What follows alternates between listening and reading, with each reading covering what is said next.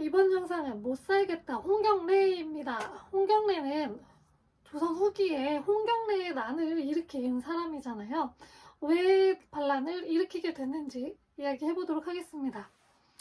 이 홍경래는 순조 때 이제 반란을 일으켰는데요. 당시에 평안도 지방 사람들이 차별을 굉장히 많이 받았다고 해요. 그래서 관직에도 나아가지 못하고 또 다른 지방에 비해서 차별도 받고 심지어는 그 신분이 낮은 사람들도 막 평안도놈 이러면서 막 조롱하고 그랬다고 합니다. 이런 평안도에 대한 차별에 반발해서 일으킨 게 바로 홍경래의 난입니다. 홍경래는 몰락 양반으로 이야기가 되고 있고, 이 사람이 몰락 양반이더라도 원래는 이제 양반이었던 거잖아요. 그래서 많이 배운 사람일 거 아니에요? 그래서 이러한 점 때문에 이런 반란에 이념을 제공하는 역할을 하지 않았을까 추정합니다. 어떠한 반란을 일으킬 때는 그냥 들고 일어난다고 다 되는 게 아니고 그 반란군들을 하나로 모아주는 중심적인 그런 가치관, 사상, 이념 이런 것들이 필요하거든요. 그것에 이제 홍경래가 역할을 하지 않았을까 합니다.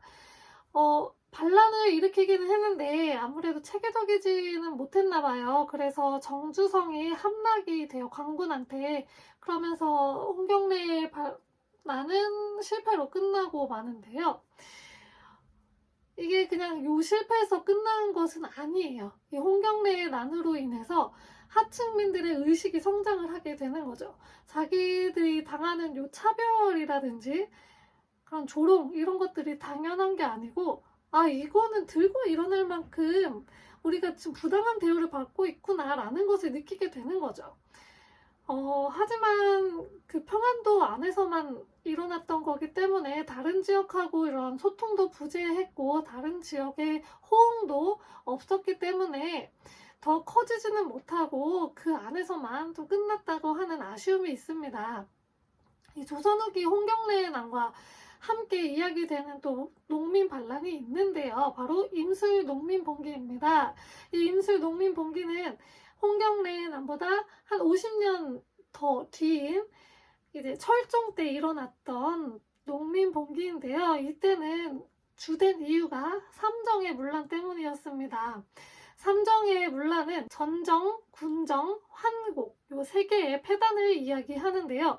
전정은 말 그대로 이제 땅에 매기는 토지세를 말하고요. 군정은 군대 가는 대신에 내는 세금을 말하고, 환곡은 이제 그 씨앗을 심어야 되는데 가난한 사람들은 없잖아요. 그래서 그거를 봄에 빌려줘요. 그래서 가을에 그 추수를 할 때 그 빌린 것을 이제 갚도록 하는 건데, 이 환곡이 특히 폐단이 굉장히 심했다고 해요. 군정 같은 경우에는 뭐 황구첨정, 백골징포 이런 말을 쓰는데, 원래 그 군역 부과의 대상자가 15세부터 60세거든요. 근데 그 이전에 완전 애기들 있죠. 갓난 애기들한테도 세금을 매기고, 심지어 돌아가신 분한테도 세금을 매기는 거예요.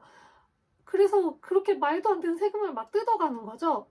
환곡 같은 경우에는 나 이거 안 빌릴 거라고 했는데 억지로 빌려주고서 이제 받아내고, 이런 식으로 환곡이 이제 폐단이 있었는데, 이 세 가지 중에서 환곡의 폐단이 제일 심했다고 합니다. 전정 같은 경우에는 이제 뭐 어떤 세금을 내든지 이제 다 토지를 통해서 되게 된 거예요. 그러다 보니까 이 세금도 토지에서 걷고 요 세금도 토지에서 걷다 보니까 내가 지금 무슨 세금을 내고 있는 건지를 몰라요. 그냥 지방 관리가 달라고 하면 줘야 돼요. 그래서 이게 맞는 건지 제대로 내고 있는 건지도 모르는 상태에서 그냥 세금을 내는 거예요. 그러다 보니까 더 가중해서 세금을 내는 경우가 있었다고 해요. 이런 삼정의 문란이 이제 배경이 돼서 농민들이 너무 이제 살기가 힘들어졌잖아요. 그래서 반란을 일으키게 됩니다. 그게 임술년에 일어난 농민봉기인데요.